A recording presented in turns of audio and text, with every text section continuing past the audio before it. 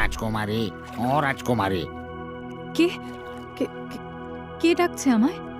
এই যে আমি গো, আমি ব্যাং। এই যে একবার এই জলাশয়ের দিকে তাকাও। ব্যাং? কি হয়েছেটা কি? আমার পাটা না কচুরি পানায় আটকে গেছে, খুব কষ্ট হচ্ছে গো আমার। তুমি আমার পাটা একটু কচুরি পানা থেকে ছাড়িয়ে দেবে? কি?